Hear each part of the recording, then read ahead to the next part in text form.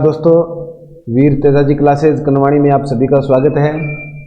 हमने कल विद्युत धारा के अध्याय के बारे में पढ़ा था, उसके कुछ न्यूमेरिकल किए थे। आज हम नया अध्याय आरंभ करेंगे जो है प्रकाश या लाइट। प्रकाश का परावर्तन और अपवर्तन, इनकी घटनाओं के बारे में हम अध्ययन करेंगे। साथ में थ्योरी और साथ में न्यूमेरिकल दोनों को लेके चलेंगे। पहले जो कल वाला अध्याय था उसके 2-3 न्यूमेरिकल अपने और कर लेते हैं। तो 2-3 ऐसे न्यूमेरिकल थे जो करने वाले थे, तो वो और कर लेते हैं। उसके बाद में अपना जो नया अध्याय है प्रकाश, उसको अपने आरंभ करेंगे। तो दोस्तों, चैनल को सब्सक्राइब कीजिए, लाइक कीजिए, कमेंट कीजिए और अपने चैनल को आगे से आगे शेयर कीजिएगा। तो आज हम जो कल वाला जो था अपने, उसके अंदर से कुछ 2-3 न्यूमेरिकल अब और कर लेते हैं। तो एक न्यूमेरिकल है दोस्तों, कोई अज्ञात प्रतिरोध है किसी अज्ञात प्रतिरोधक के अज्ञात प्रतिरोधक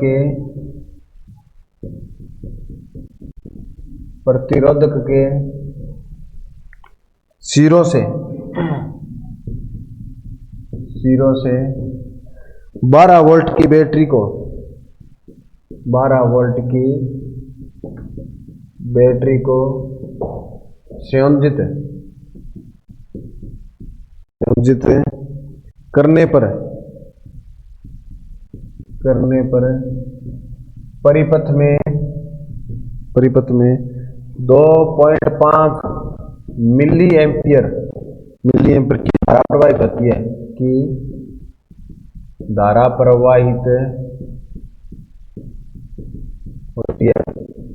है। तो अपने को प्रतिरोध ज्ञात करना है। प्रतिरोध ज्ञात करें। दिया क्या अपने को? V बराबर दिया दोस्तों 12 वोल्ट। कितना दिया है? 12 वोल्ट। और I बराबर अपने को दिया है, I बराबर क्या दिया है? आपको सबसे पहले क्या करना है, जो दिया होता है ना वो लिखना होता है।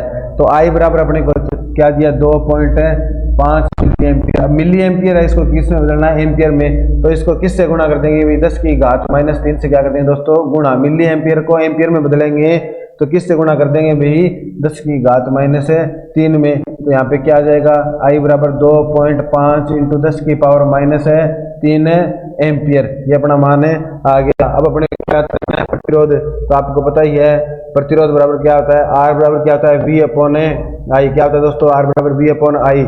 किसके नियम से भाई? ओम भाई साहब के नियम से। यह नियम किसने दिया था? ओम भाई ने दिया था। तो ओम के नियम से R बराबर I। आपको हर प्रकार का सूत्र याद रखना है दोस्तों।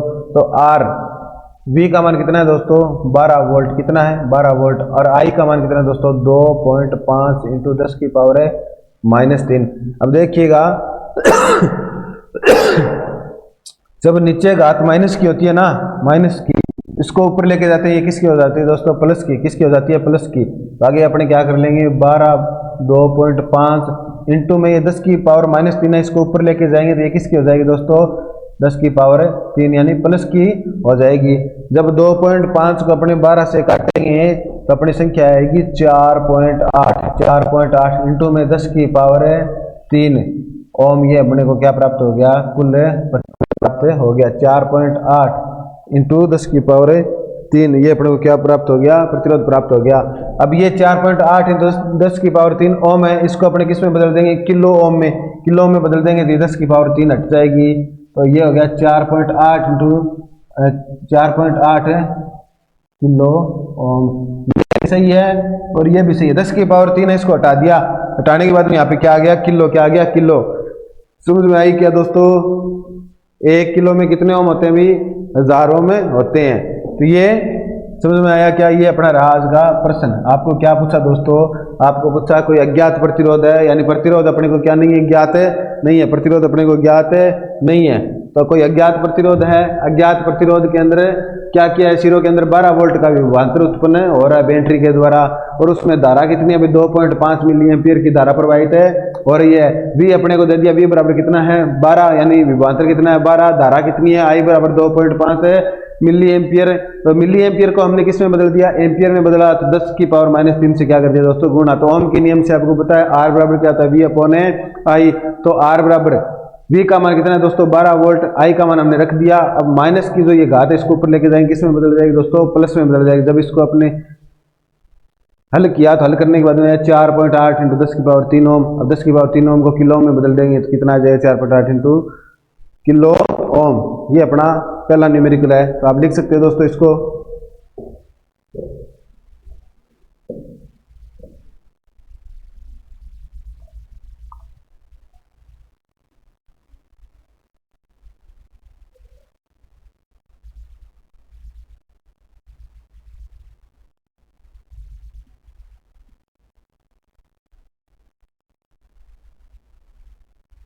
अब एक क्वेश्चन है नेक्स्ट, अपना जो नेक्स्ट क्वेश्चन है दोस्तों वो इसमें रहेगा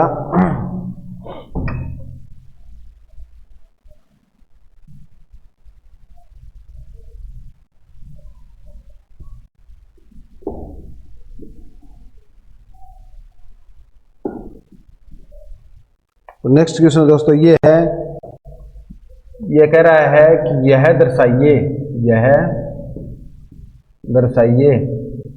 कि आप 6 ओम प्रतिरोध के, कि आप 6 ओम प्रतिरोध के तीन प्रतिरोध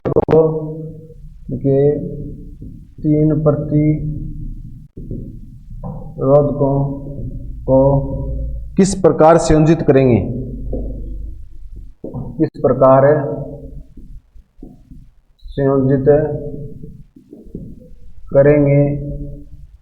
हमें तुल्य प्रतिरोध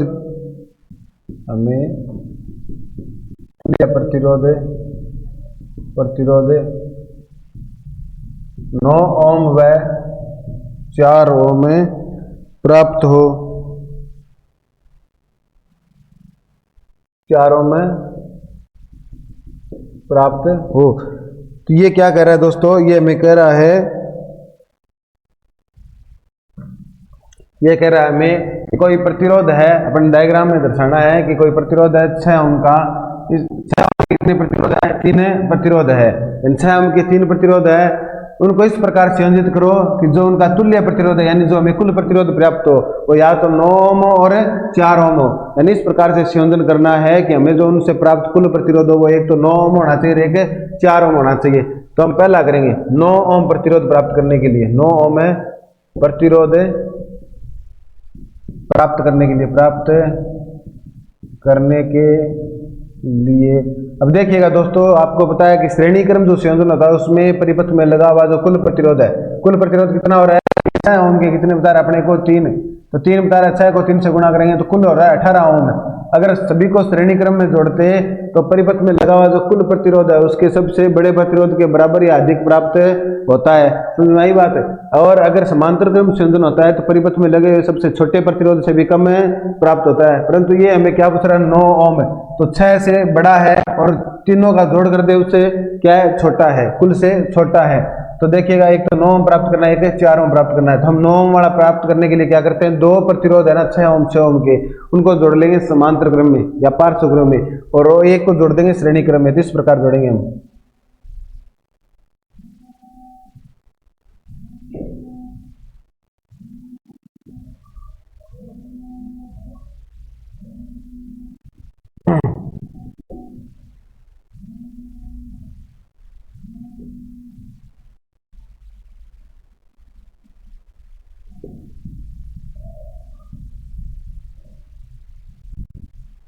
देखिएगा हमने क्या किया, भी 2 प्रतिरोध है इनको जोड़ दिया हमने समांतर क्रम में और एक को जोड़ दिया हमने श्रेणी क्रम में। तो सबसे पहले इनको समांतर क्रम वालों को हल करेंगे, तो समांतर क्रम संयोजन के जो प्रतिरोध है उनको हल करेंगे।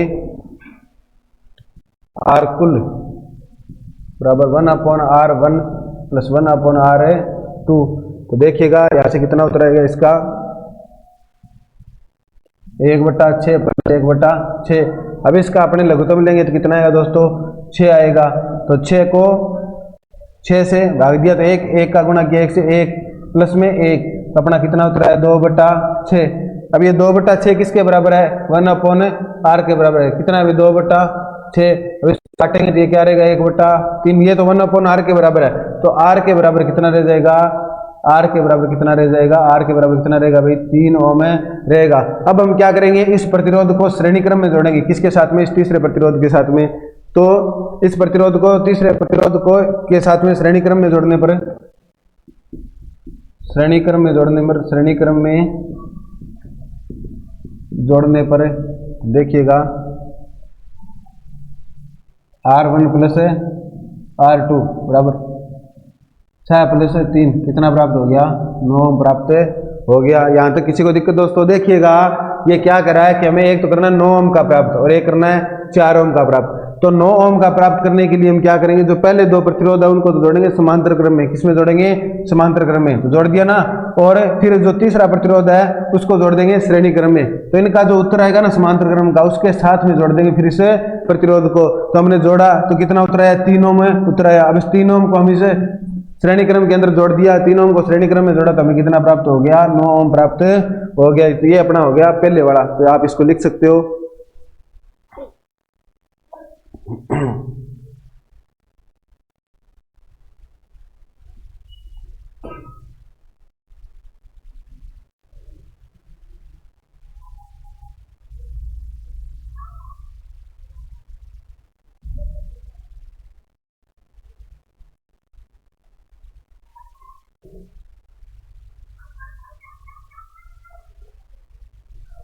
अब देखिएगा दूसरे में अपने को 4 ओम का प्राप्त करना है।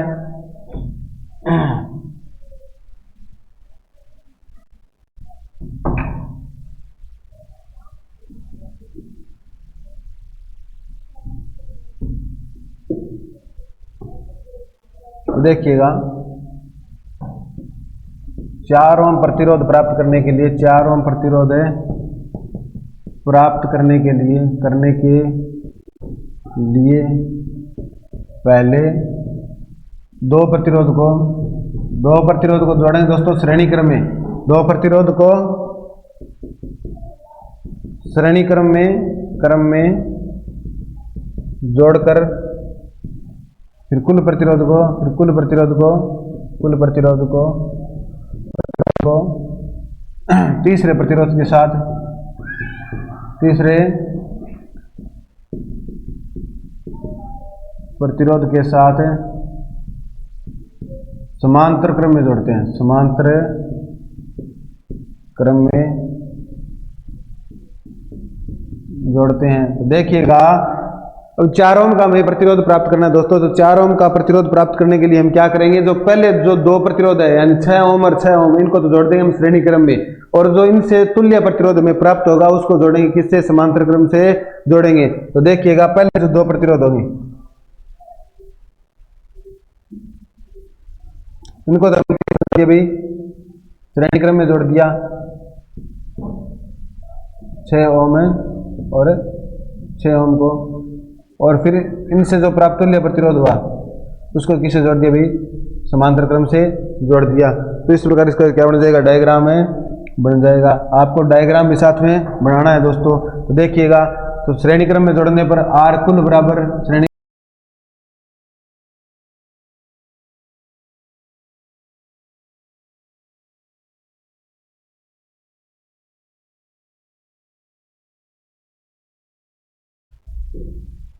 तो देखिए दोस्तों अब हम क्या करेंगे, इसको समांतर क्रम में जोड़ेंगे।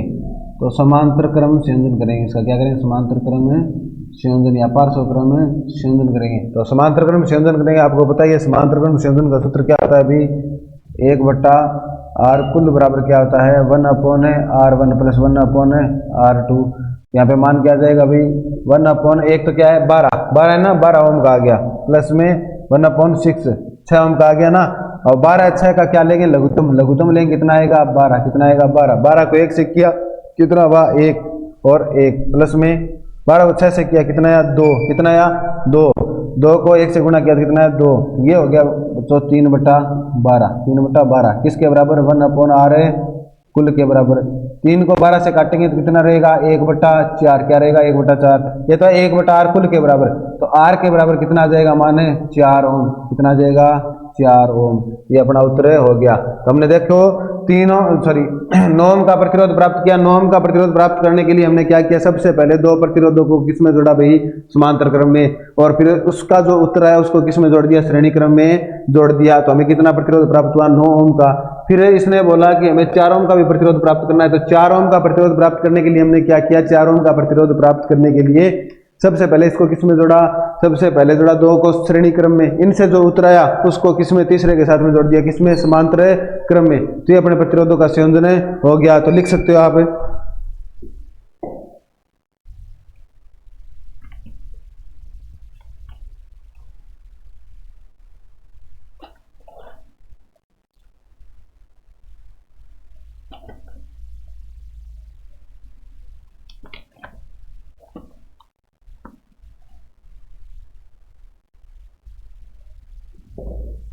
तो लिख लिया दोस्तों। नेक्स्ट अपने इसके 2 सवाल और करते थे, उसके बाद में अपने लेसन स्टार्ट करेंगे प्रकाश वाला,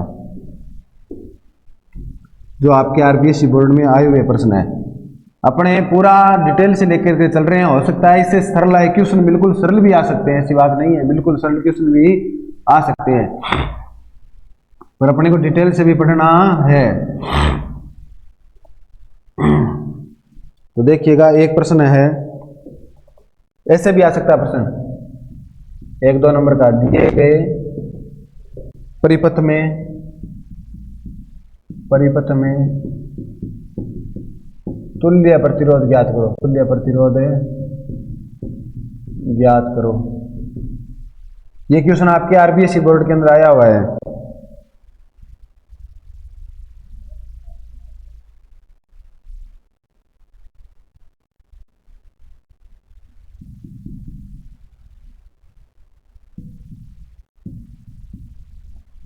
एक मान लो अपनी तरफ से लिख लेते हैं,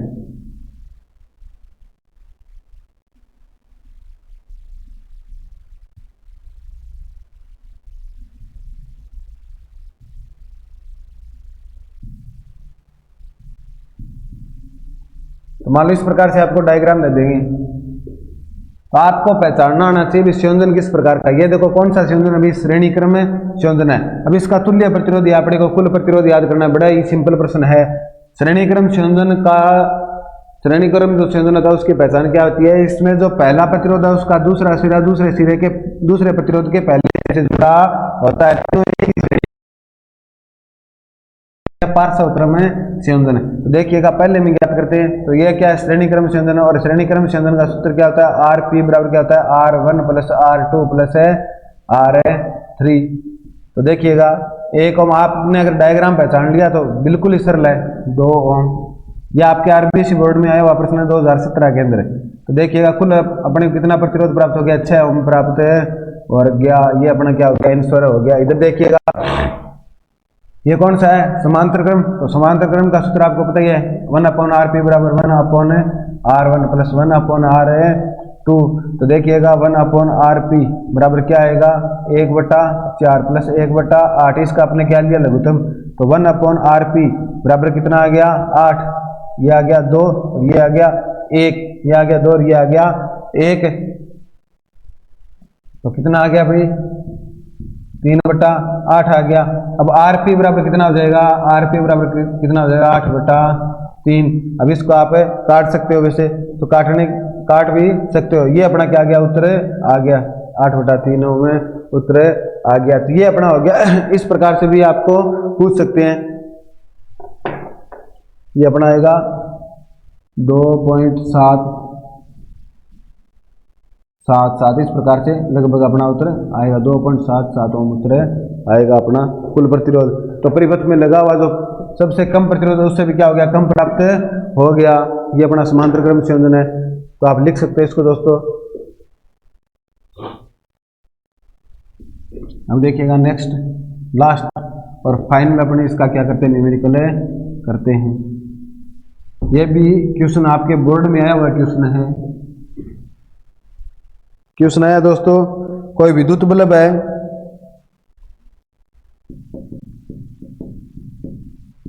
कोई विद्युत बल्ब है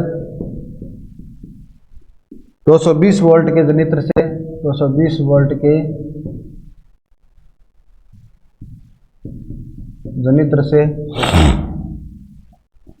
संयोजित है।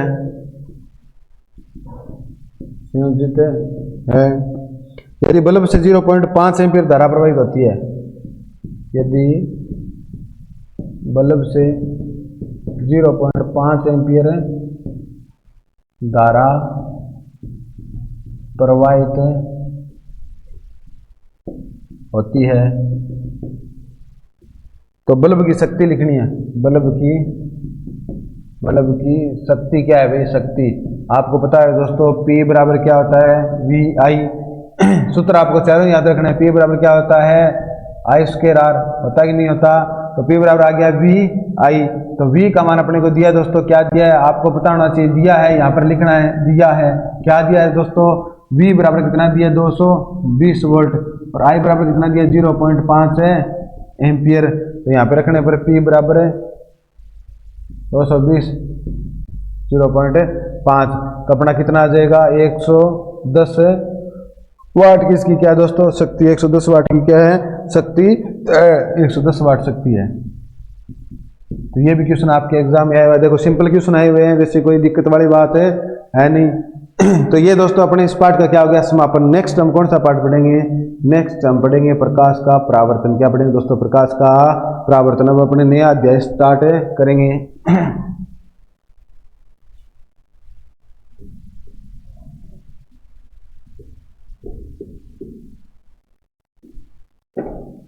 अब हम कौन सा पार्ट पढ़ेंगे? प्रकाश का परावर्तन पढ़ेंगे।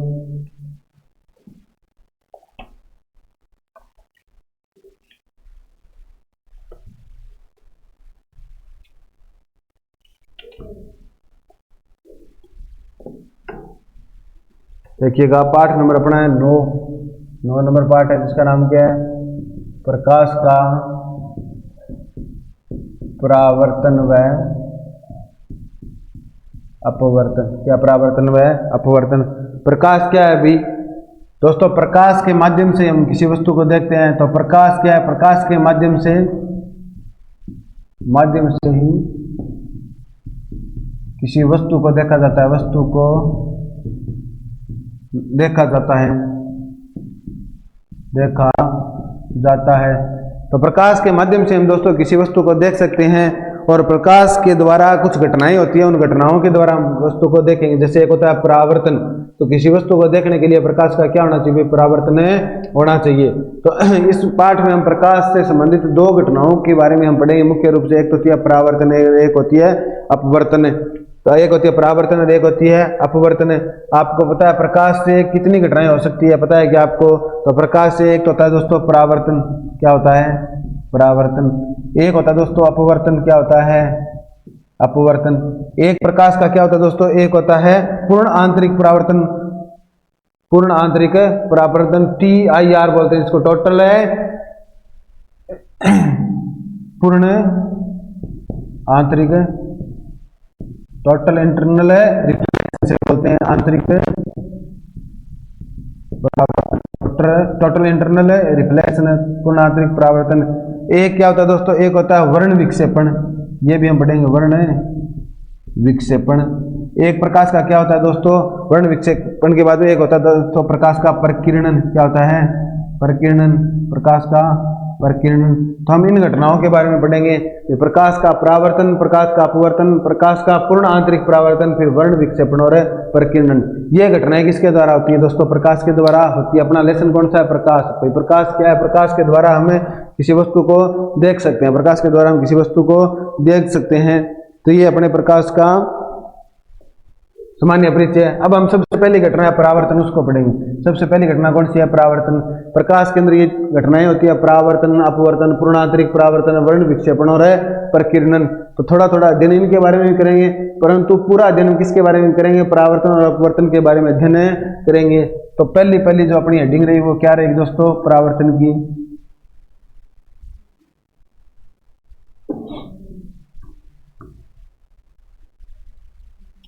तो परावर्तन क्या होता है दोस्तों?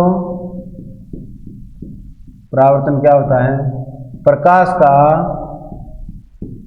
का किसी परावर्तक सतह से टकराकर प्रकाश का किसी परावर्तक सतह से टकराकर माध्यम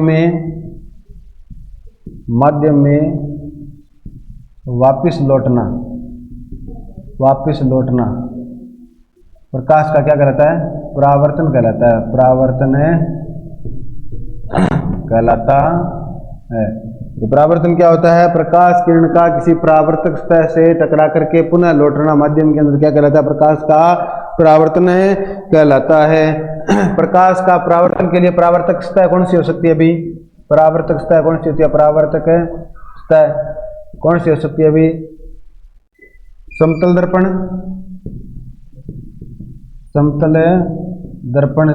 2 नंबर कौन सी हो सकती है? अभी गोलीय दर्पण। और 3 नंबर सतह कौन सी हो सकती है? अभी कोई चिकनी सतह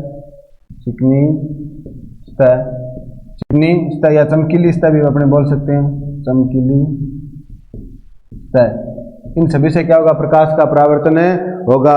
तो गोलीय दर्पण हो गया, चमकदार सतह हो गई, या फिर चिकनी सतह होगी, चमकदार सतह अपने लिख सकते हैं, ज़्यादा ये सही रहेगा। तो ये हो गया प्रकाश के परावर्तन की घटनाएं। इनके द्वारा प्रकाश का क्या होता है? परावर्तन होता है, रिफ्लेक्शन होता है।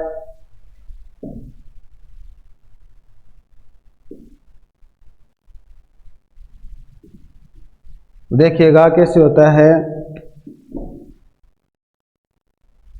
मान लो ये कोई क्या है? परावर्तक सतह है जिस पर क्या की हुई है? पॉलिश, या फिर ये क्या है? चमकदार है। ये सूर्य का प्रकाश है।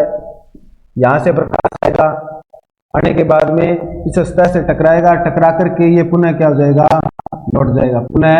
लौट जाएगा। ये इसका क्या हो गया? परावर्तन। क्या हो गया? परावर्तन। इसको बोलते हैं आपतित किरण। क्या बोलते हैं?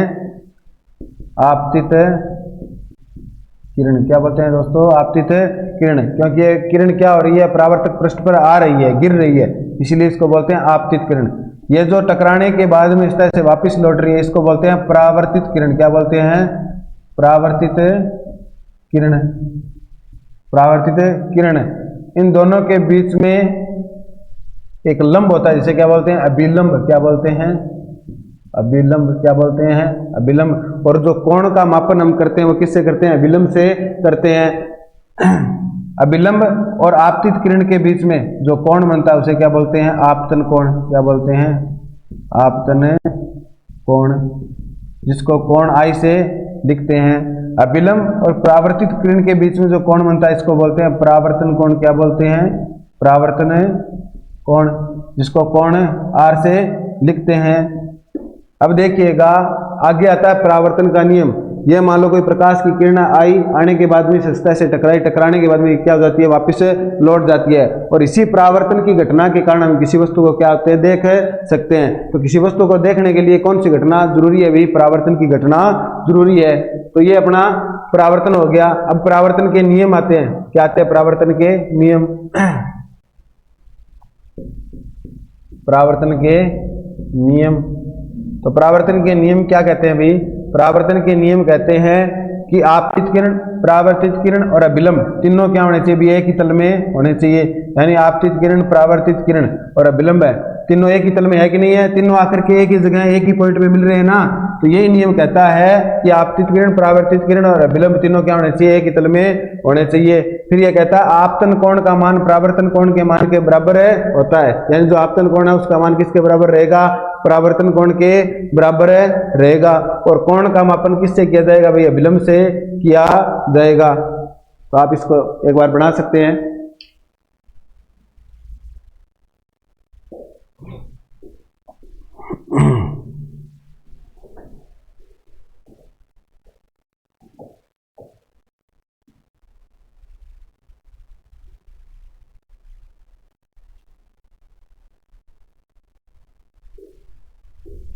अब इसके हम नियम लिखेंगे।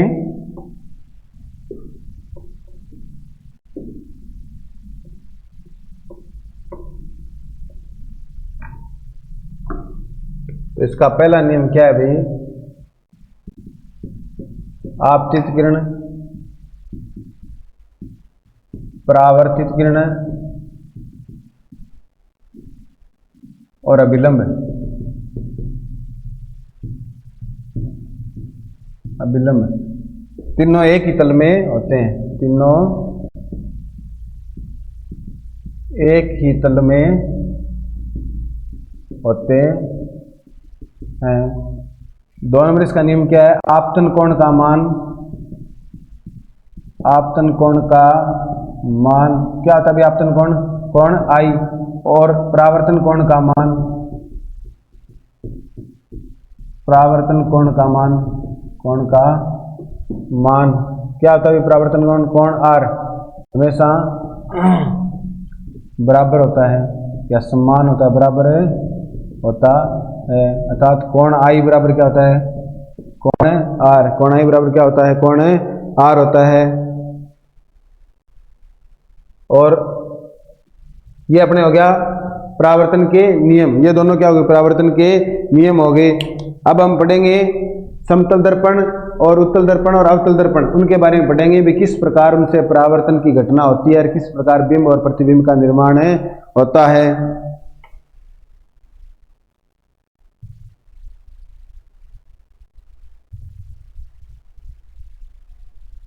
नेक्स्ट अपना टॉपिक रहेगा समतल दर्पण से बने प्रतिबिंब की स्थिति आकार। तो नेक्स्ट अपना टॉपिक क्या रहेगा भाई, समतल दर्पण से बने प्रतिबिंब की विशेषताएं, प्रतिबिंब की विशेषताएं, विशेषताएं। अब देखिएगा जो समतल दर्पण होता है उससे किस प्रकार का परावर्तन होता है, भी पार्श्व परावर्तन होता है। कैसा होता है, पार्श्व परावर्तन होता है। इसका अर्थ क्या हुआ, इसमें साइड होती है वो क्या होती है, एक्सचेंज होती है, यानी साइड बदलती है। जैसे समतल दर्पण के सामने हम खड़े होंगे तो खड़े होने से जो हमारा दायां भाग होगा वो तो उसमें दिखेगा बायां भाग, और जो बायां भाग होगा वो किसमें दिखेगा, भी दाएं भाग में दिखेगा। अर्थात समतल दर्पण के अंदर जब परावर्तन की घटना होती है, जब हमारा प्रतिबिंब बनता है तो कैसा बनता है भाई, पार्श्व परिवर्तन होता है उसमें। यानी क्या बनेगा, हमारा दायां भाग उसमें बायां दिखाई देगा और बायां भाग दायां दिखाई देगा।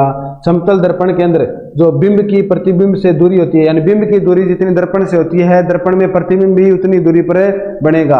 और कैसा बनेगा, बिंब के जितना ही बड़ा बनेगा, यानी बिंब के आकार का ही बनेगा, सीधा बनेगा और आभासी बनेगा। तो जो समतल दर्पण होता है उसमें बिंब की जितनी दूरी दर्पण से होती है उतनी प्रतिबिंब की दूरी उसमें होगी, यानी जितना दूर बिंब रहेगा। बिंब क्या होता है भाई, बिंब और प्रतिबिंब क्या होता है, बिंब क्या होता है, कोई वस्तु जिसका हमें क्या करना है, प्रतिबिंब प्राप्त करना है।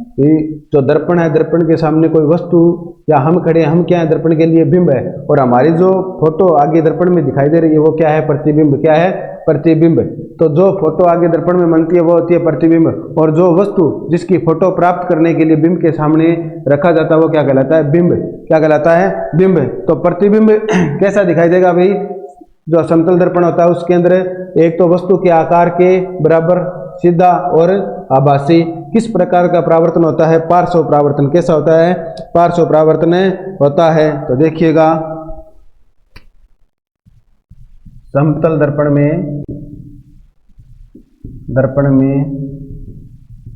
बना प्रतिबिंब सदैव क्या होता है भाई, सीधा व आभासी होता है। कैसा होता है दोस्तों, सीधा व आभासी होता है। इस प्रकार एग्जाम में 1 नंबर का प्रश्न पूछ सकते हैं, आता है जो समतल दर्पण है उससे बना हुआ प्रतिबिंब कैसा होता है भाई, सीधा व आभासी होता है, सीधा व आभासी होता है। और प्रतिबिंब क्या होता है, प्रतिबिंब का जो आकार होता है, प्रतिबिंब का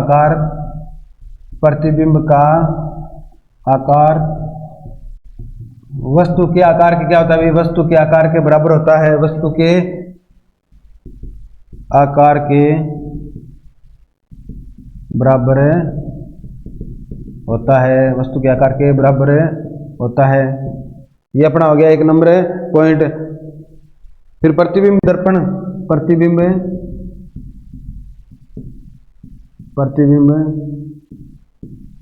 दर्पण में प्रतिबिंब दर्पण में उतनी दूरी पर बनता है, उतनी ही दूरी पर या पीछे बनता है या बनता है जितना बिंब होता है। जितनी दूरी किसकी होती है? बिंब की होती है। जितनी वस्तु की होगी की दूरी होती है। अर्थात आप अगर समतल दर्पण से 1 मीटर की दूरी पर खड़े हो तो आपका जो प्रतिबिंब समतल दर्पण में बन रहा है वो कितनी दूरी पर बनेगा? 1 मीटर की दूरी पर ही बनेगा। और कैसा प्रतिबिंब प्राप्त होगा? सीधा। और कैसा होगा भाई? आभासी प्राप्त होगा। प्रतिबिंब में हमेशा कौन सा परिवर्तन होता है भाई? पार्श्व परिवर्तन होता है। समतल दर्पण में कौन सा परिवर्तन होता है? पार्श्व परिवर्तन होता है। तो प्रतिबिंब में कैसा परिवर्तन होता है भाई? प्रतिबिंब में पार्श्व परिवर्तन होता है। पार्श्व है परिवर्तन होता है, यानी इसमें साइडें क्या हो जाती है? एक्सचेंज हो जाती है। परंतु इंग्लिश के कुछ ऐसे लेटर है जिनके अंदर क्या पाई जाती है? सम्मिति। क्या पाई जाती है? सम्मिति, यानी वो दोनों तरफ से क्या होते हैं? समान होते हैं, तो उनमें खास चेंज नहीं दिखाई देता। चेंज दिखाई नहीं देता, चेंज होता जरूर है पर हमें दिखाई नहीं देता, क्योंकि उनमें क्या पाई जाती है? सम्मिति पाई जाती है। क्या पाई जाती है? सम्मिति पाई जाती है। और समतल दर्पण में जो प्रतिबिंब होगा उसकी चाल बिंब और प्रतिबिंब की क्या होगी? एक समान ही होगी। जितना आप चलोगे तो आपको आपका प्रतिबिंब भी उतना ही चलता हुआ प्रतीत होगा। तो समतल दर्पण में जो अपना प्रतिबिंब बनेगा उसकी चाल बिंब की चाल के बराबर होगी। तो देखिएगा 4 नंबर पॉइंट लिख लेते हैं। बिंब व प्रतिबिंब प्रतिबिंब की चाल समान होगी, समान होगी। ये अपने क्या हो गए? कुछ महत्वपूर्ण बिंदु हो गए। किससे संबंधित? समतल दर्पण से संबंधित। हमने क्या पढ़ा अभी? परावर्तक पृष्ठ कौन कौन से होते हैं? समतल दर्पण, गोलीय दर्पण। गोलीय दर्पण के आगे हम 2 भाग पढ़ेंगे, एक पढ़ेंगे अवतल दर्पण और एक पढ़ेंगे उत्तल दर्पण। और उसके बाद में कोई चिकनी सतह, वो भी क्या हो सकती है? परावर्तक सतह हो सकती है। जो चमकदार सतह होती है वो क्या होती है? परावर्तक सतह होती है। जिसमें सबसे पहला पॉइंट हम क्या पढ़ रहे हैं? समतल दर्पण। अब इसमें बिंब और प्रतिबिंब कैसा बनेगा, यानी जो वस्तु है उसका फोटो हमें दर्पण में कैसा दिखाई देगा? तो हमें पता है कि वस्तु के समान जितनी वस्तु है उतनी आकार का बनेगा, आभासी बनेगा और क्या बनेगा? सीधा बनेगा। इसके अंदर कौन सा परिवर्तन होता है दोस्तों? पार्श्व परिवर्तन होता है, यानी समतल दर्पण में प्रतिबिंब की स्थिति है उसकी साइडें क्या हो जाती है? चेंज हो जाती है। इसके अंदर जो बिंब की दूरी होती है उतनी किसकी होती है? प्रतिबिंब की दूरी होती है। और दोनों की चाल क्या होती है? इसके अंदर समान होती है। तो आप ये लिख सकते हैं। नेक्स्ट देखिएगा,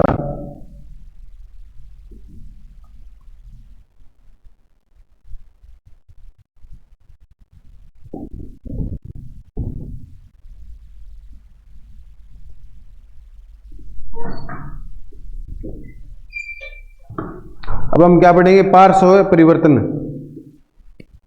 पार्श्व परिवर्तन या ऐसे बोलते हैं उत्क्रमणीय परिवर्तन। पार्श्व परिवर्तन परिवर्तन इसके अंदर भी समतल दर्पण में। तो पार्श्व परिवर्तन क्या होता है? जब हम समतल दर्पण में कहाँ पे? अभी समतल दर्पण आपने देखा है क्या? आपके घरों में जो आपकी अलमारी होती है, अलमारी में जो शीशा लगा होता है वो कौन सा होता है? भी समतल दर्पण। आप जब नाई के पास में जाते हो तो वो कौन सा दर्पण होता है? समतल दर्पण होता है। जब हम समतल दर्पण में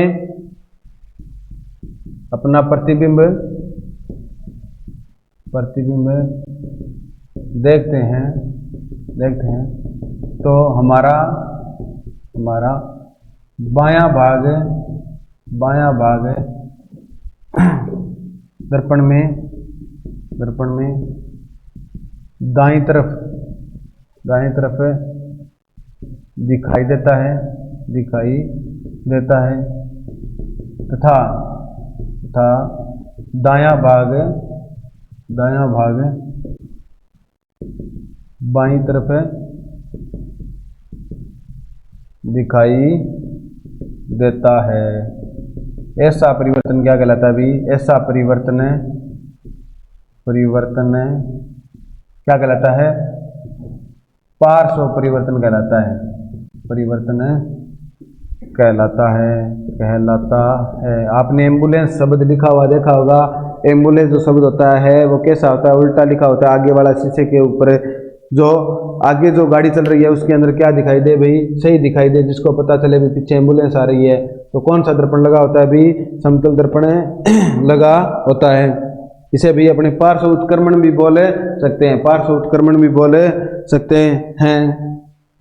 अब देखिएगा कुछ ऐसे लेटर होते हैं जिनमें क्या पाई जाती है, सम्मिति। इंग्लिश के कुछ लेटर होते हैं जिनमें सम्मिति पाई जाती है, जिनके अंदर आकार के अंदर परिवर्तन है, अपने को दिखाई नहीं देता, होता जरूर है परंतु दिखाई नहीं देता, चेंज दिखाई नहीं देता। जैसे ए है, जैसे अच है, जैसे टी है, जैसे आई है। तो ये शब्द ऐसे हैं जिनको आप समतल दर्पण में देखोगे, जैसे वी है, जैसे डब्ल्यू है, जैसे एक्स है। तो ये शब्द है जिनको आप समतल दर्पण में देखोगे, क्योंकि इनमें क्या पाई जाती है, सम्मिति पाई जाती है। सम्मिति का अर्थ क्या है, ये दोनों तरफ क्या है, समान है। देखो इनको आप काटोगे तो दोनों ही भाग इनके समान भागों में क्या होंगे, ये विभाजित होंगे। तो ये क्या होती है, सम्मिति होती है।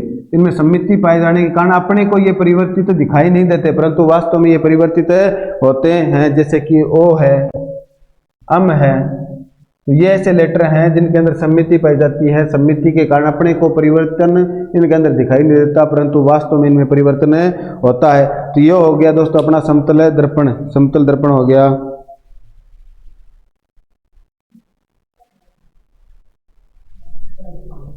नेक्स्ट अपने कौन सा पढ़ेंगे, गोलीय दर्पण पढ़ेंगे। कौन सा पढ़ेंगे, गोलीय दर्पण।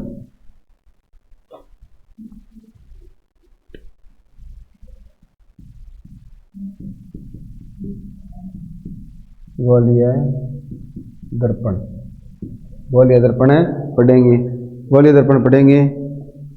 तो गोलीय दर्पण की परिभाषा क्या होगी, जिसका परावर्तक पृष्ठ क्या हो, गोलीय हो। जिसका परावर्तक पृष्ठ, परावर्तक पृष्ठ क्या हो दोस्तों,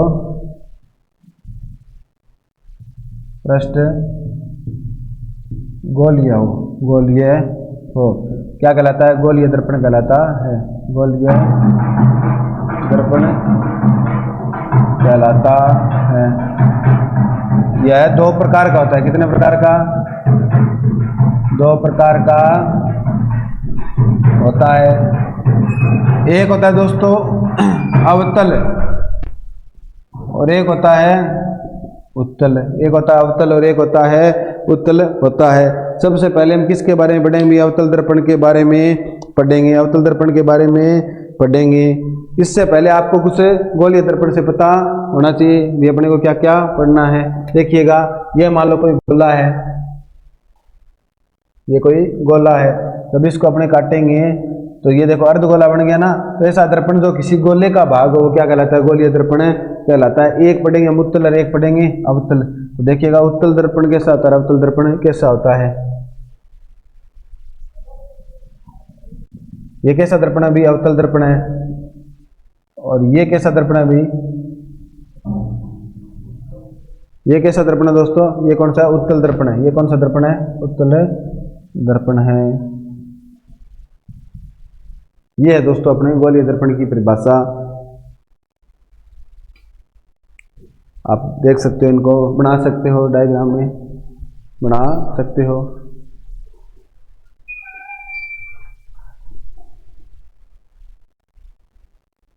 अब हम दर्पण से संबंधित कुछ परिभाषाओं के बारे में पढ़ेंगे, कुछ परिभाषाओं के बारे में पढ़ेंगे। तो कुछ पॉइंट होते हैं वो आपको पता होना चाहिए। देखिएगा, ये मान लो कोई दर्पण है, इन्हें बोलते हैं ए और बी। ये क्या कहलाते हैं, द्वारक क्या कहलाते हैं, द्वारक। ये जो मध्य बिंदु यहाँ पे, ये क्या इसे क्या बोलते हैं, ध्रुव। क्या बोलते हैं, ध्रुव। जिसे पी से पोल से लिखते हैं। ये होती है मुख्य अक्ष। क्या होती है भी, मुख्य अक्ष। जो बीचों बीच एक लाइन हम खींचते हैं इसको क्या बोलते हैं, मुख्य अक्ष बोलते हैं, मुख्य अक्ष बोलते हैं। यहाँ पे एक बिंदु होता है जिसे बोलते हैं फोक्स बिंदु। क्या बोलते हैं, फोक्स बिंदु, जिसको अप से दर्शाते हैं। और यहाँ पे ये दूरी होती है, इसको बोलते हैं दोस्तों फोक्स दूरी। ध्रुव और फोक्स बिंदु के बीच की जो दूरी होती है उसे क्या बोलते हैं, फोक्स दूरी।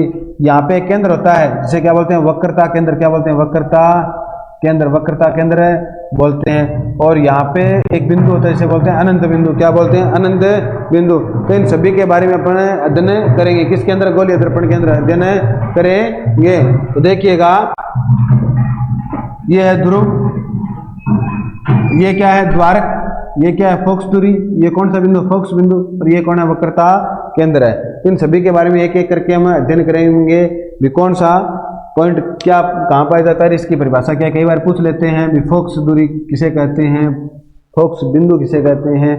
सबसे पहले है दर्पण का ध्रुव, दर्पण का ध्रुव पोल पढ़ेंगे। तो दर्पण का ध्रुव, दर्पण को इंग्लिश में बोलते हैं मिरर। मिरर क्या बोलते हैं? गोलीय दर्पण के परावर्तक, गोलीय दर्पण के, गोलीय दर्पण के, दर्पण के परावर्तक, परावर्तक। पृष्ठ का केंद्र क्या कहलाता है? पृष्ठ का, पृष्ठ का केंद्र क्या कहलाता है? परावर्तक पृष्ठ के केंद्र को क्या बोलते हैं? पृष्ठ का केंद्र क्या कहलाता है? ध्रुव कहलाता है। केंद्र ध्रुव कहलाता है, कहलाता है। इसे P से प्रदर्शित करते हैं, इससे प्रदर्शित, प्रदर्शित करते हैं। फिर 2 नंबर पे अपने पढ़ेंगे, 2 नंबर पे क्या पढ़ेंगे? क्या पढ़ेंगे 2 नंबर पे? 2 नंबर पे हम क्या पढ़ेंगे? मुख्य अक्ष, मुख्य अक्ष, मुख्य अक्ष पढ़ेंगे, मुख्य अक्ष पढ़ेंगे। गोलीय दर्पण के ध्रुव P व वक्रता केंद्र C को मिलाने वाली रेखा क्या कहलाती है? गोलीय दर्पण के, गोलीय दर्पण के, सॉरी, दर्पण के मुख्य अक्ष, सॉरी, दर्पण के ध्रुव, ध्रुव P व वक्रता केंद्र, वक्रता केंद्र C को मिलाने वाली रेखा, C को मिलाने वाली रेखा मुख्य अक्ष होती है, मुख्य अक्ष होती है, होती है। 3 नंबर हम क्या पढ़ेंगे? 3 नंबर हम क्या पढ़ेंगे? वक्रता त्रिज्या, वक्रता केंद्र, वक्रता केंद्र क्या पढ़ेंगे? वक्रता त्रिज्या या वक्रता केंद्र, वक्रता त्रिज्या ही पढ़ लेते हैं हम। क्या पढ़ेंगे? वक्रता त्रिज्या। तो वक्रता त्रिज्या क्या होती है? गोलीय दर्पण जिस गोले का भाग है उस गोले की त्रिज्या क्या कहलाती है? वक्रता त्रिज्या कहलाती है। तो गोलीय दर्पण का परावर्तक पृष्ठ, गोलीय दर्पण का परावर्तक पृष्ठ, गोलीय दर्पण का परावर्तक पृष्ठ जिस गोले का भाग है, जिस गोले का भाग है, का भाग है, उसकी त्रिज्या, उसकी त्रिज्या ही वक्रता त्रिज्या कहलाती है। वक्रता त्रिज्या कहलाती है, कहलाती है। ये हो गया इनके बारे में। देखिएगा, ये क्या मान लो गोलीय दर्पण है, इसका जो मध्य बिंदु है, इसका मध्य बिंदु, परावर्तक पृष्ठ का मध्य बिंदु, इसको क्या बोलते हैं? P या ध्रुव बोलते हैं। अब वक्रता केंद्र और ध्रुव को मिलाने वाली जो रेखा है, वक्रता केंद्र और ध्रुव को मिलाने वाली जो रेखा है, इसको क्या बोलते हैं दोस्तों? मुख्य अक्ष बोलते हैं, मुख्य अक्ष बोलते हैं। अब जिस गोले का ये भाग, मान लो ये गोला है, इस गोले की जो त्रिज्या होती है वही क्या कहलाती है? वक्रता त्रिज्या कहलाती है। समझ में आई क्या बात है? इस गोले की जो त्रिज्या होती है वही क्या कहलाती है? वक्रता त्रिज्या कहलाती है। इस गोले का जो केंद्र है वही केंद्र ही क्या कहलाता है? वक्रता केंद्र कहलाता है। तो आप 3 लाइनें लिख सकते हैं।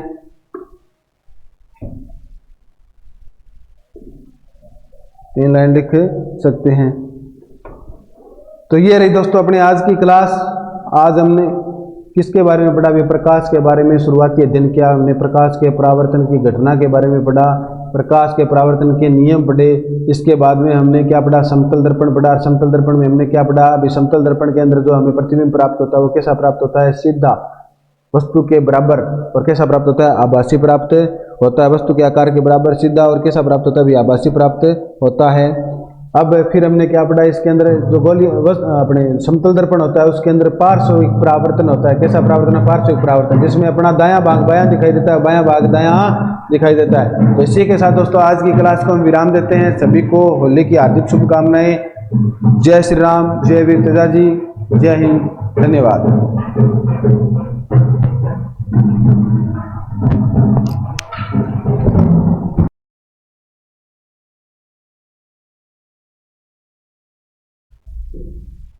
तो देखिए दोस्तों, अब हम क्या करेंगे, इसको समांतर क्रम में जोड़ेंगे। तो समांतर क्रम संयोजन करेंगे। इसका क्या करेंगे? समांतर क्रम में संयोजन या पार्श्व क्रम में संयोजन करेंगे। तो समांतर क्रम संयोजन करेंगे। आपको पता ही है समांतर क्रम संयोजन का सूत्र क्या होता है अभी, 1/r कुल बराबर क्या होता है, 1/r1 प्लस 1/r2। यहाँ पे मान क्या जाएगा अभी, 1/1 तो क्या है 12 है ना, 12 ओम का आ गया, प्लस में 1/6 6 ओम का आ गया ना। और 12 6 का क्या लेंगे, लघुत्तम, लघुत्तम लेंगे, कितना आएगा 12, कितना आएगा 12, 12 को 1 से किया कितना हुआ 1 और 1, प्लस में 12 को 6 से किया कितना आया 2, कितना आया 2, 2 को 1 से गुणा किया तो कितना है 2, ये हो गया तो 3/12, 3/12 किसके बराबर, 1/r कुल के बराबर। 3 को 12 से काटेंगे तो कितना रहेगा 1/4, क्या रहेगा 1/4, ये तो 1/r कुल के बराबर। तो r के बराबर कितना आ जाएगा, माने 4 ओम, कितना आ जाएगा 4 ओम। ये अपना उत्तर हो गया। तो हमने देखो 9 ओम का प्रतिरोध प्राप्त किया। 9 ओम का प्रतिरोध प्राप्त करने के लिए हमने क्या किया, सबसे पहले 2 प्रतिरोधों को किस में जोड़ा भाई, समांतर क्रम में, और फिर उसका जो उत्तर है उसको किस में जोड़ दिया, श्रेणी क्रम में जोड़ दिया। तो हमें कितना प्रतिरोध प्राप्त हुआ, 9 ओम का। फिर इसने बोला कि हमें 4 ओम का भी प्रतिरोध प्राप्त करना है। तो 4 ओम का प्रतिरोध प्राप्त करने के लिए हमने क्या किया, 4 ओम का प्रतिरोध प्राप्त करने के लिए सबसे पहले इसको किस में जोड़ा, सबसे पहले जोड़ा 2 को श्रेणी क्रम में, इनसे जो उत्तर आया उसको किस में, तीसरे के साथ में जोड़ दिया, किसमें, समांतर क्रम में। तो ये अपने प्रतिरोधों का संयोजन हो गया। तो लिख सकते हो आप,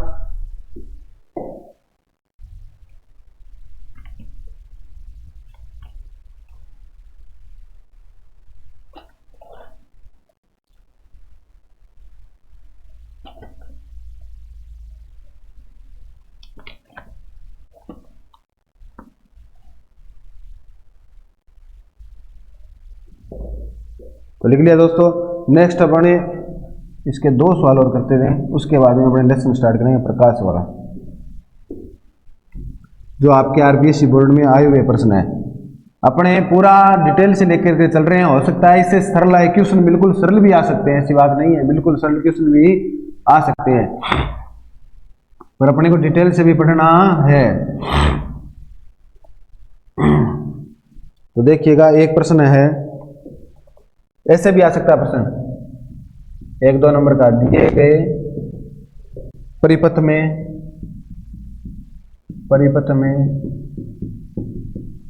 तुल्य प्रतिरोध ज्ञात करो, तुल्य प्रतिरोध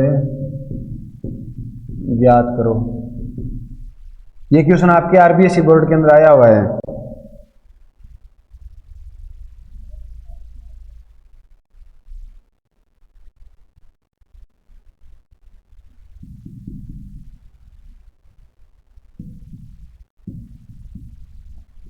एक मान लो अपनी तरफ से लिख लेते हैं,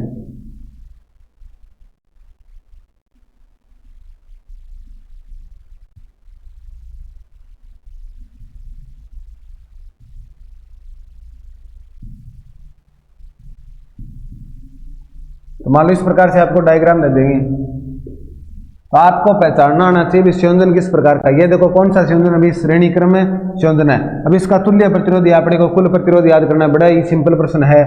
श्रेणी क्रम संयोजन का, श्रेणी क्रम जो संयोजन होता है उसकी पहचान क्या होती है, इसमें जो पहला प्रतिरोध है उसका दूसरा सिरा दूसरे सिरे के दूसरे प्रतिरोध के पहले से जुड़ा होता है, तो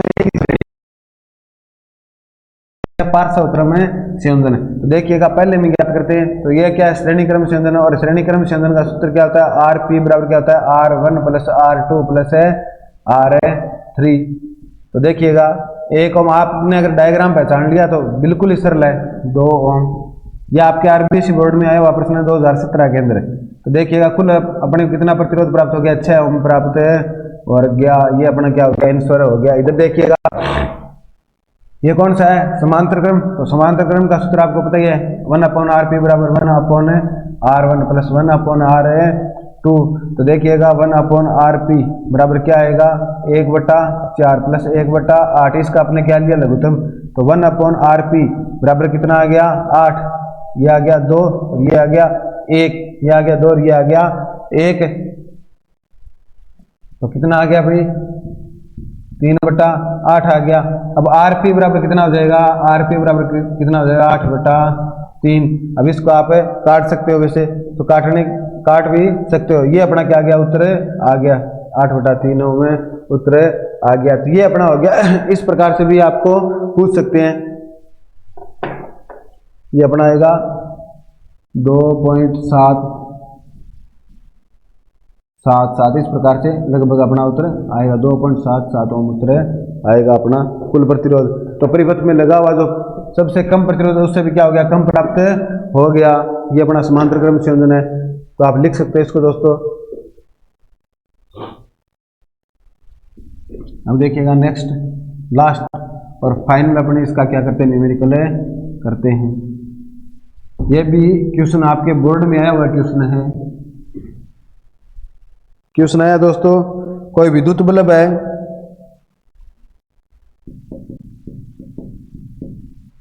कोई विद्युत बल्ब है 220 वोल्ट के जनित्र से 220 वोल्ट के जनित्र से संयोजित है। यदि बल्ब से 0.5 एम्पीयर धारा प्रवाहित होती है, यदि बल्ब से 0.5 एम्पीयर धारा प्रवाहित होती है तो बल्ब की शक्ति लिखनी है। बल्ब की शक्ति क्या है भाई, शक्ति आपको पता है दोस्तों, P बराबर क्या होता है VI। सूत्र आपको चारों याद रखना है। P बराबर क्या होता है I²R, होता कि नहीं होता। तो P बराबर आ गया VI। तो V का मान अपने को दिया दोस्तों, क्या दिया है आपको पता होना चाहिए, दिया है यहाँ पर लिखना है, दिया है क्या दिया है दोस्तों, V बराबर कितना दिया 220 वोल्ट और I बराबर कितना दिया 0.5 एम्पियर।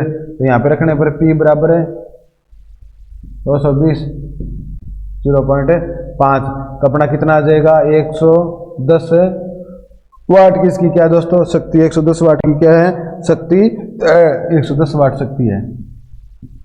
तो ये भी क्वेश्चन आपके एग्जाम में आया हुआ है। देखो सिंपल क्वेश्चन आए हुए हैं, वैसे कोई दिक्कत वाली बात है नहीं। तो ये दोस्तों अपने इस पार्ट का क्या हो गया समापन। नेक्स्ट हम कौन सा पार्ट पढ़ेंगे, नेक्स्ट हम पढ़ेंगे प्रकाश का परावर्तन। क्या पढ़ेंगे दोस्तों, प्रकाश का परावर्तन। अब अपने नया अध्याय स्टार्ट करेंगे।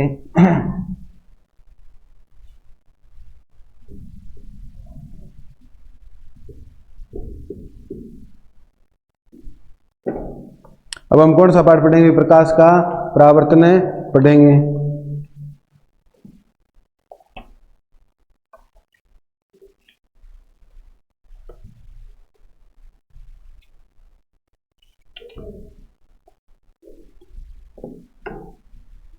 देखिएगा पाठ नंबर अपना है 9 नंबर पाठ है, जिसका नाम क्या है प्रकाश का परावर्तन व अपवर्तन। क्या परावर्तन व अपवर्तन। प्रकाश क्या है भाई दोस्तों, प्रकाश के माध्यम से हम किसी वस्तु को देखते हैं। तो प्रकाश क्या है, प्रकाश के माध्यम से ही किसी वस्तु को देखा जाता है, वस्तु को देखा जाता है। तो प्रकाश के माध्यम से हम दोस्तों किसी वस्तु को देख सकते हैं और प्रकाश के द्वारा कुछ घटनाएं होती है, उन घटनाओं के द्वारा हम वस्तु को देखेंगे। जैसे एक होता है परावर्तन, तो किसी वस्तु को देखने के लिए प्रकाश का क्या होना चाहिए, परावर्तन होना चाहिए। तो इस पाठ में हम प्रकाश से संबंधित 2 घटनाओं के बारे में हम पढ़ेंगे मुख्य रूप से। एक तो होती है परावर्तन, एक होती है अपवर्तन। तो एक होती है परावर्तन और एक होती है अपवर्तन। आपको पता है प्रकाश से कितनी घटनाएं हो सकती है, पता है क्या आपको। तो प्रकाश से एक तो होता है दोस्तों परावर्तन, क्या होता है परावर्तन। एक होता है दोस्तों अपवर्तन, क्या होता है अपवर्तन। एक प्रकाश का क्या होता है दोस्तों, एक होता है पूर्ण आंतरिक परावर्तन, पूर्ण आंतरिक परावर्तन TIR बोलते हैं इसको। टोटल है पूर्ण आंतरिक टोटल इंटरनल रिफ्लेक्शन से बोलते हैं आंतरिक टोटल इंटरनल रिफ्लेक्शन, पूर्ण आंतरिक परावर्तन। एक क्या होता है दोस्तों, एक होता है वर्ण विक्षेपण, ये भी हम पढ़ेंगे वर्ण विक्षेपण। एक प्रकाश का क्या होता है दोस्तों, वर्ण विक्षेपण के बाद में एक होता है दोस्तों प्रकाश का प्रकीर्णन। क्या होता है, प्रकीर्णन, प्रकाश का प्रकीर्णन। तो हम इन घटनाओं के बारे में पढ़ेंगे, प्रकाश का परावर्तन, प्रकाश का अपवर्तन, प्रकाश का पूर्ण आंतरिक परावर्तन, फिर वर्ण विक्षेपण और प्रकीर्णन। ये घटनाएं किसके द्वारा होती है दोस्तों, प्रकाश के द्वारा होती है। अपना लेसन कौन सा है, प्रकाश। तो प्रकाश क्या है, प्रकाश के द्वारा हमें किसी वस्तु को देख सकते हैं, प्रकाश के द्वारा हम किसी वस्तु को देख सकते हैं। तो ये अपने प्रकाश का सामान्य परिचय। अब हम सबसे पहली घटना है परावर्तन, उसको पढ़ेंगे। सबसे पहली घटना कौन सी है, परावर्तन। प्रकाश के अंदर ये घटनाएं होती है, परावर्तन, अपवर्तन, पूर्ण आंतरिक परावर्तन, वर्ण विक्षेपण और प्रकीर्णन। तो थोड़ा थोड़ा अध्ययन इनके बारे में करेंगे, परंतु पूरा अध्ययन किसके बारे में करेंगे, परावर्तन और अपवर्तन के बारे में अध्ययन करेंगे। तो पहली जो अपनी हेडिंग रही वो क्या रहेगी दोस्तों, परावर्तन की।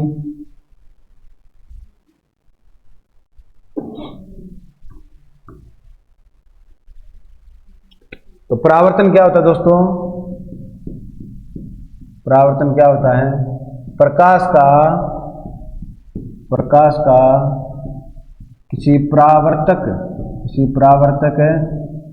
सतह से टकराकर, प्रकाश का किसी परावर्तक सतह से टकराकर माध्यम में वापिस लौटना, प्रकाश का क्या कहलाता है, परावर्तन कहलाता है, परावर्तन कहलाता है।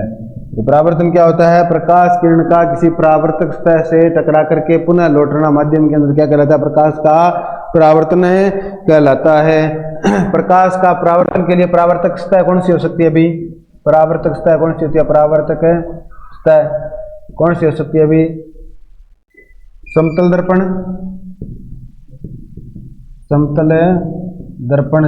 2 नंबर कौन सी हो सकती है अभी, गोलीय दर्पण। और 3 नंबर सतह कौन सी हो सकती है अभी, कोई चिकनी सतह या चमकीली सतह भी अपने बोल सकते हैं, चमकीली सतह। इन सभी से क्या होगा, प्रकाश का परावर्तन होगा। तो गोलीय दर्पण हो गया, चमकदार सतह हो गई, या फिर चिकनी सतह होगी, चमकदार सतह अपने लिख सकते हैं, ज्यादा ये सही रहेगा। तो ये हो गया प्रकाश के परावर्तन की घटनाएं, इनके द्वारा प्रकाश का क्या होता है, परावर्तन होता है, रिफ्लेक्शन होता है।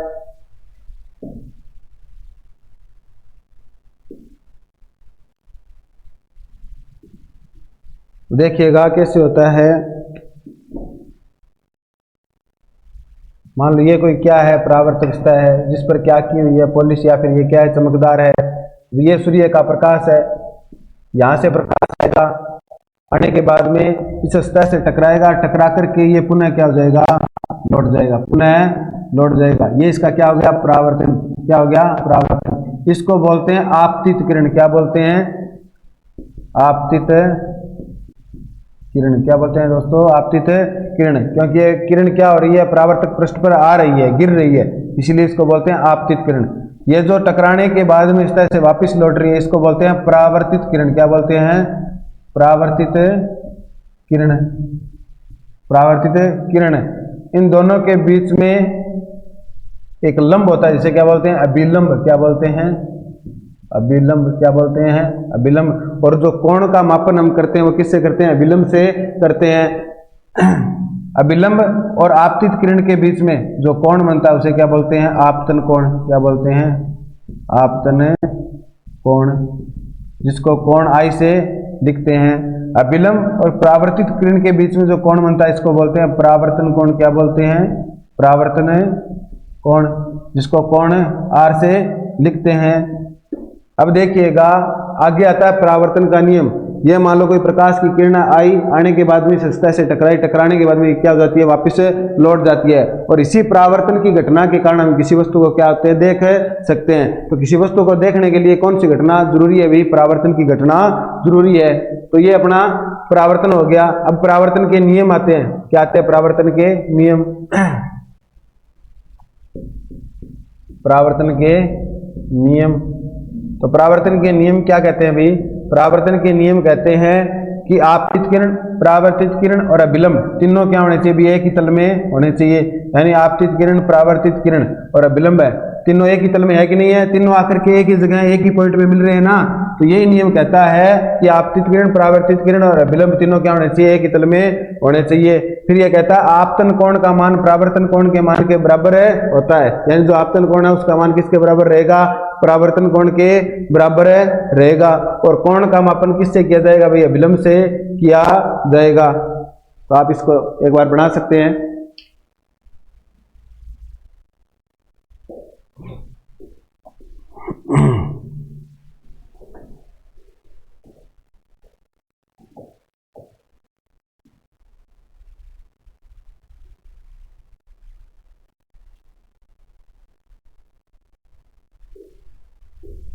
अब इसके हम नियम लिखेंगे।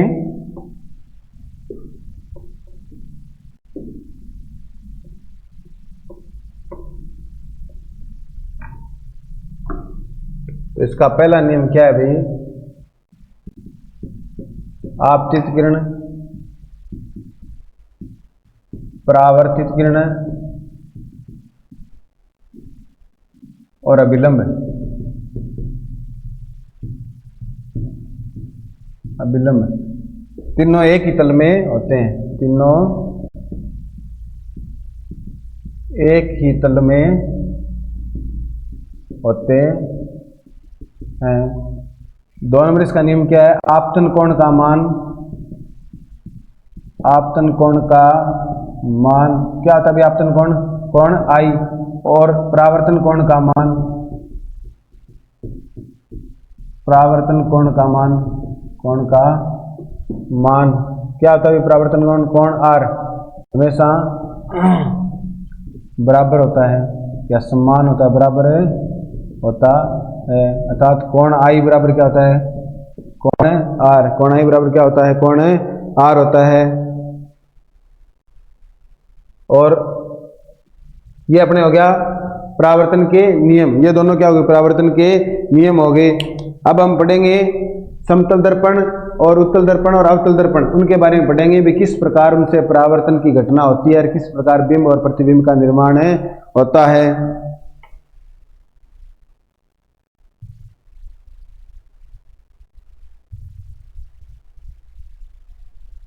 नेक्स्ट अपना टॉपिक रहेगा समतल दर्पण से बने प्रतिबिंब की स्थिति, आकार। तो नेक्स्ट अपना टॉपिक क्या रहेगा भाई? समतल दर्पण से बने प्रतिबिंब की विशेषताएं, प्रतिबिंब की विशेषताएं, विशेषताएं। अब देखिएगा जो समतल दर्पण होता है उससे किस प्रकार का परावर्तन होता है? भी पार्श्व परावर्तन होता है। कैसा होता है? पार्श्व परावर्तन होता है। इसका अर्थ क्या हुआ? इसमें साइड होती है, वो क्या होती है? एक्सचेंज होती है, यानी साइड बदलती है।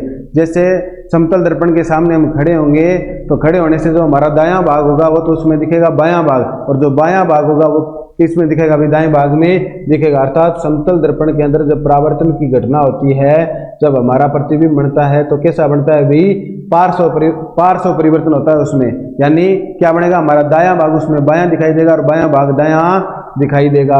समतल दर्पण के अंदर जो बिंब की प्रतिबिंब से दूरी होती है, यानी बिंब की दूरी जितनी दर्पण से होती है, दर्पण में प्रतिबिंब भी उतनी दूरी पर बनेगा। और कैसा बनेगा? बिंब के जितना ही बड़ा बनेगा, यानी बिंब के आकार का ही बनेगा, सीधा बनेगा और आभासी बनेगा। तो जो समतल दर्पण होता है उसमें बिंब की जितनी दूरी दर्पण से होती है उतनी प्रतिबिंब की दूरी उसमें होगी। यानी जितना दूर बिंब रहेगा, बिंब क्या होता है भाई? बिंब और प्रतिबिंब क्या होता है? बिंब क्या होता है? कोई वस्तु जिसका हमें क्या करना है? प्रतिबिंब प्राप्त करना है। जो दर्पण है, दर्पण के सामने कोई वस्तु या हम खड़े हैं, हम क्या है? दर्पण के लिए बिंब है। और हमारी जो फोटो आगे दर्पण में दिखाई दे रही है वो क्या है? प्रतिबिंब। क्या है? प्रतिबिंब।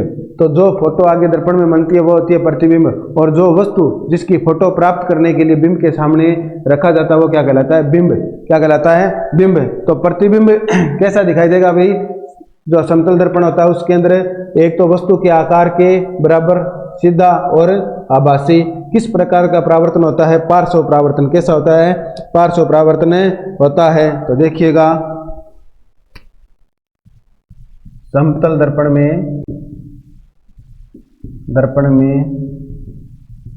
बना प्रतिबिंब सदैव क्या होता है? सीधा व आभासी होता है। कैसा होता है दोस्तों? सीधा व आभासी होता है। इस प्रकार एग्जाम में 1 नंबर का प्रश्न पूछ सकते हैं, आता है कि सब जो समतल दर्पण है उससे बना हुआ प्रतिबिंब कैसा होता है? भाई सीधा व आभासी होता है। सीधा व आभासी होता है। और प्रतिबिंब क्या होता है? प्रतिबिंब का जो आकार होता है, प्रतिबिंब का आकार वस्तु के आकार के क्या होता है? वस्तु के आकार के बराबर होता है। वस्तु के आकार के बराबर होता है। वस्तु के आकार के बराबर होता है। ये अपना हो गया 1 नंबर पॉइंट। फिर प्रतिबिंब दर्पण, प्रतिबिंब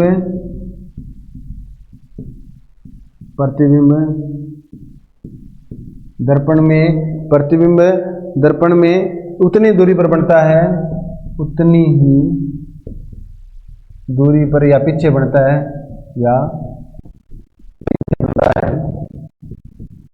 जितना बिंब होता है। जितनी दूरी किसकी होती है? बिंब की होती है। जितनी वस्तु की होगी की दूरी होती है। अर्थात आप अगर समतल दर्पण से 1 मीटर की दूरी पर खड़े हो तो आपका जो प्रतिबिंब समतल दर्पण में बन रहा है वो कितनी दूरी पर बनेगा? 1 मीटर की दूरी पर ही बनेगा। और कैसा प्रतिबिंब प्राप्त होगा? सीधा। और कैसा होगा भाई? आभासी प्राप्त होगा। प्रतिबिंब में हमेशा कौन सा परिवर्तन होता है? भाई पार्श्व परिवर्तन होता है। समतल दर्पण में कौन सा परिवर्तन होता है? पार्श्व परिवर्तन होता है। तो प्रतिबिंब में कैसा परिवर्तन होता है? भाई प्रतिबिंब में पार्श्व परिवर्तन होता है। पार्श्व परिवर्तन होता है। यानी इसमें साइडें क्या हो जाती है? एक्सचेंज हो जाती है। परंतु इंग्लिश के कुछ ऐसे लेटर है जिनके अंदर क्या पाई जाती है? सम्मिति। क्या पाई जाती है? सम्मिति। यानी वो दोनों तरफ से क्या होते हैं? समान होते हैं। तो उनमें खास चेंज नहीं दिखाई देता। चेंज होता जरूर है पर हमें दिखाई नहीं देता, क्योंकि उनमें क्या पाई जाती है? सम्मिति पाई जाती है। क्या पाई जाती है? सम्मिति पाई जाती है। और समतल दर्पण में जो प्रतिबिंब होगा उसकी चाल बिंब और प्रतिबिंब की क्या होगी? एक समान होगी। जितना आप चलोगे तो आपको आपका प्रतिबिंब भी उतना ही चलता हुआ प्रतीत होगा। तो समतल दर्पण में जो अपना प्रतिबिंब बनेगा उसकी चाल बिंब की चाल के बराबर होगी। तो देखिएगा 4 नंबर पॉइंट लिख लेते हैं। बिंब व प्रतिबिंब की चाल समान होगी।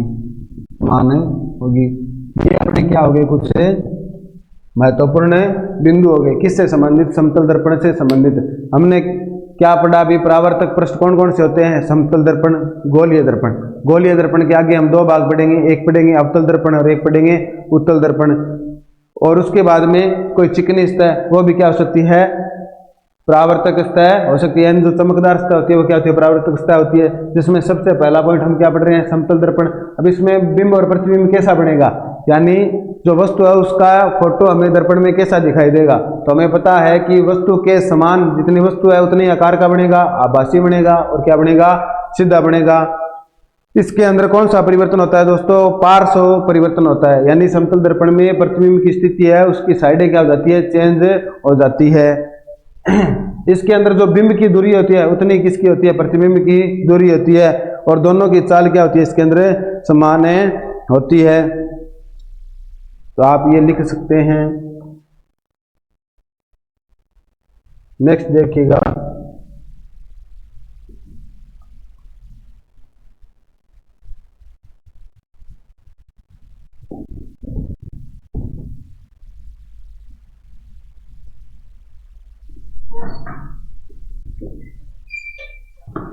अब हम क्या पढ़ेंगे? पार्श्व परिवर्तन। पार्श्व परिवर्तन या ऐसे बोलते हैं उत्क्रमणीय परिवर्तन। पार्श्व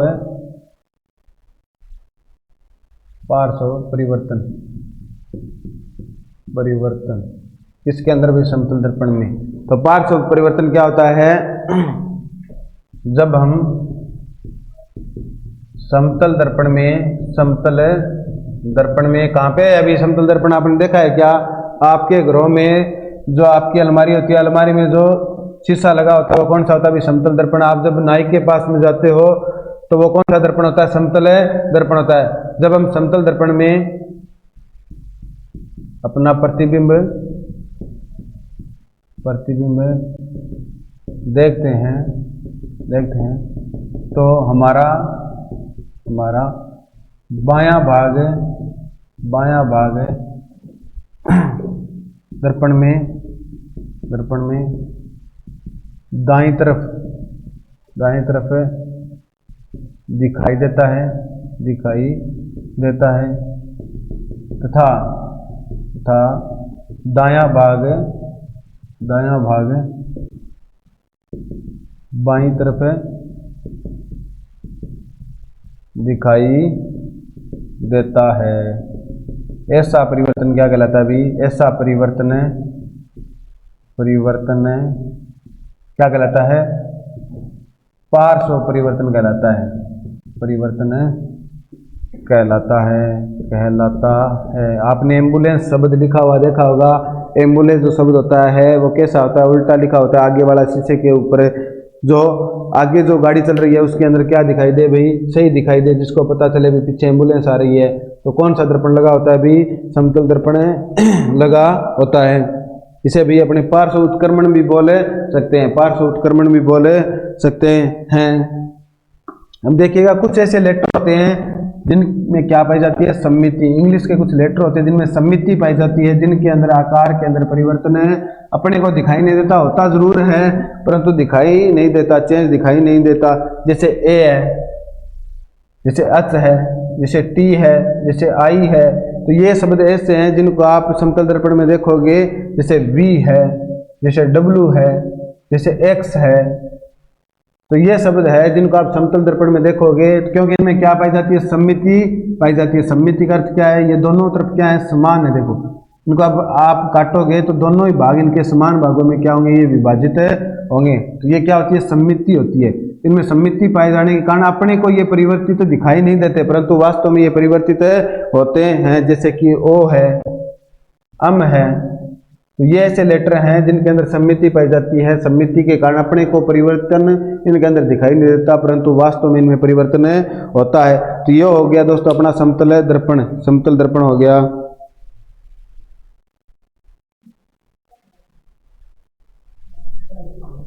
नेक्स्ट अपने कौन सा पढ़ेंगे, गोलीय दर्पण पढ़ेंगे। कौन सा पढ़ेंगे, गोलीय दर्पण।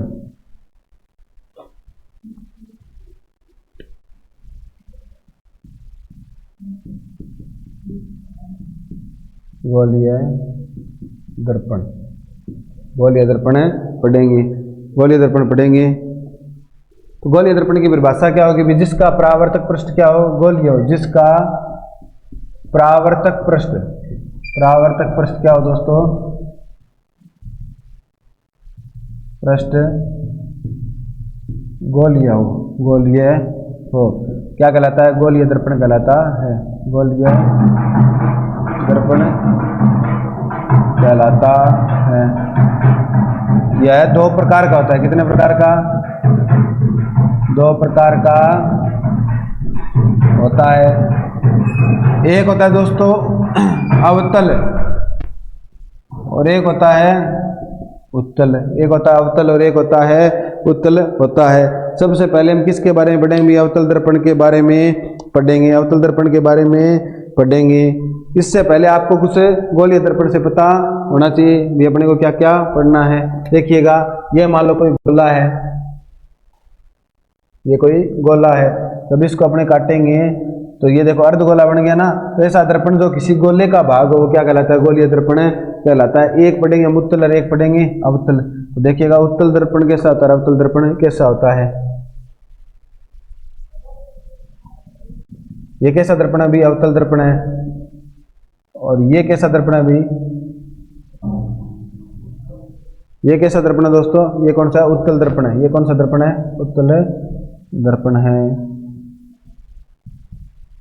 ये है दोस्तों अपने गोलीय दर्पण की परिभाषा। आप देख सकते हो, इनको बना सकते हो, डायग्राम में बना सकते हो।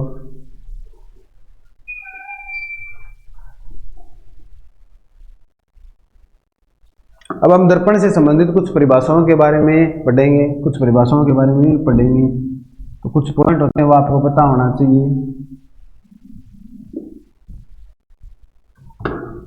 देखिएगा, ये मान लो कोई दर्पण है, इन्हें बोलते हैं ए और बी। ये क्या कहलाते हैं? द्वारक क्या कहलाते हैं? द्वारक। ये जो मध्य बिंदु यहाँ पे, ये इसे क्या बोलते हैं? ध्रुव। क्या बोलते हैं? ध्रुव। जिसे पी से पोल से लिखते हैं। ये होती है मुख्य अक्ष। क्या होती है? भी मुख्य अक्ष। जो बीचों बीच एक लाइन हम खींचते हैं, इसको क्या बोलते हैं? भी मुख्य अक्ष बोलते हैं, मुख्य अक्ष बोलते हैं। यहाँ पे एक बिंदु होता है जिसे बोलते हैं फोकस बिंदु। क्या बोलते हैं? फोकस बिंदु, जिसको अप से दर्शाते हैं। और यहाँ पे ये दूरी होती है, इसको बोलते हैं दोस्तों फोकस दूरी। ध्रुव और फोकस बिंदु के बीच की जो दूरी होती है उसे क्या बोलते हैं? फोकस दूरी। यहाँ पे एक केंद्र होता है जिसे क्या बोलते हैं? वक्रता केंद्र। क्या बोलते हैं? वक्रता केंद्र बोलते हैं। और यहाँ पे एक बिंदु होता है जिसे बोलते हैं अनंत बिंदु। क्या बोलते हैं? अनंत बिंदु। तो इन सभी के बारे में अपन अध्ययन करेंगे। किसके अंदर? गोलीय दर्पण के अंदर अध्ययन करेंगे। तो देखिएगा, ये है ध्रुव, ये क्या है? द्वारक, ये क्या है? फोकस दूरी। ये कौन सा बिंदु? फोकस बिंदु। और ये कौन है? वक्रता केंद्र है। तो इन सभी के बारे में एक एक करके हम अध्ययन करेंगे। भी कौन सा पॉइंट क्या कहाँ पाया जाता है, इसकी परिभाषा क्या, कई बार पूछ लेते हैं। भी फोकस दूरी किसे कहते हैं? फोकस बिंदु किसे कहते हैं? सबसे पहले है दर्पण का ध्रुव, दर्पण का ध्रुव पोल पढ़ेंगे। तो दर्पण का ध्रुव, दर्पण को इंग्लिश में बोलते हैं मिरर। क्या बोलते हैं? गोलीय दर्पण के परावर्तक, गोलीय दर्पण के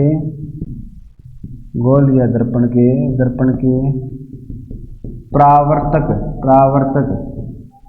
पृष्ठ का केंद्र क्या कहलाता है? पृष्ठ का केंद्र क्या कहलाता है? परावर्तक पृष्ठ के केंद्र को क्या बोलते हैं? पृष्ठ का केंद्र क्या कहलाता है? ध्रुव कहलाता है। केंद्र ध्रुव कहलाता है। इसे P से प्रदर्शित करते हैं, इससे प्रदर्शित करते हैं। फिर 2 नंबर पे अपने पढ़ेंगे, 2 नंबर पे क्या पढ़ेंगे? 2 नंबर पे हम क्या पढ़ेंगे? मुख्य अक्ष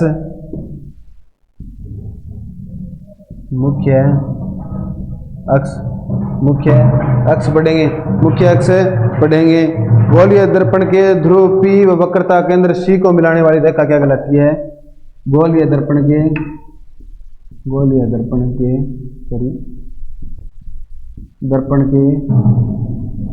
मुख्य अक्ष, दर्पण के ध्रुव P व वक्रता केंद्र C को मिलाने वाली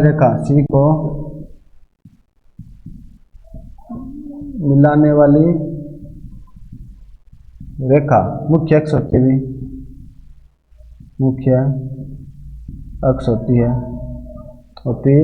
है।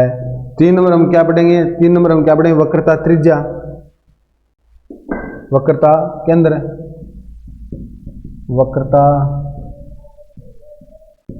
केंद्र क्या पढ़ेंगे? वक्रता त्रिज्या या वक्रता केंद्र। वक्रता त्रिज्या ही पढ़ लेते हैं हम। क्या पढ़ेंगे? वक्रता त्रिज्या। तो वक्रता त्रिज्या क्या होती है? गोलीय दर्पण जिस गोले का भाग है उस गोले की त्रिज्या क्या कहलाती है? वक्रता त्रिज्या कहलाती है। तो गोलीय दर्पण का परावर्तक पृष्ठ, गोलीय दर्पण का परावर्तक पृष्ठ, गोलीय दर्पण का परावर्तक पृष्ठ जिस गोले का भाग है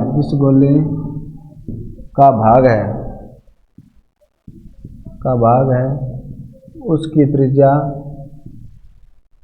त्रिज्या ही वक्रता त्रिज्या कहलाती है। वक्रता त्रिज्या कहलाती है। ये हो गया इनके बारे में। देखिएगा, ये क्या मान लो गोलीय दर्पण है, इसका जो मध्य बिंदु है, परावर्तक पृष्ठ का मध्य बिंदु, इसको क्या बोलते हैं? P या ध्रुव बोलते हैं। अब वक्रता केंद्र और ध्रुव को मिलाने वाली जो रेखा है, वक्रता केंद्र और ध्रुव को मिलाने वाली जो रेखा है, इसको क्या बोलते हैं दोस्तों? मुख्य अक्ष बोलते हैं, मुख्य अक्ष बोलते हैं। अब जिस गोले का ये भाग, मान लो ये गोला है, इस गोले की जो त्रिज्या होती है वही क्या कहलाती है? वक्रता त्रिज्या कहलाती है। समझ में आई क्या बात है? इस गोले की जो त्रिज्या होती है वही क्या कहलाती है? वक्रता त्रिज्या कहलाती है। इस गोले का जो केंद्र है वही केंद्र ही क्या कहलाता है? वक्रता केंद्र कहलाता है। तो आप 3 लाइनें लिख सकते हैं।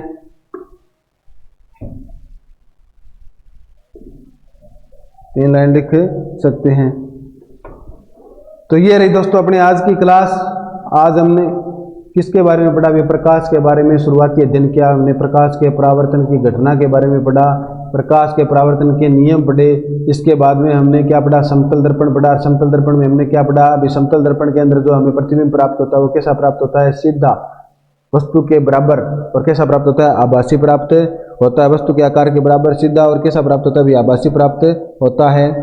अब फिर हमने क्या पढ़ा? इसके अंदर जो गोली अपने समतल दर्पण होता है उसके अंदर पार्श्विक परावर्तन होता है। कैसा परावर्तन है? पार्श्विक परावर्तन, जिसमें अपना दायां भाग बायां दिखाई देता है, बायां भाग दायां दिखाई देता है। तो इसी के साथ दोस्तों आज की क्लास को हम विराम देते हैं। सभी को होली की हार्दिक शुभकामनाएं।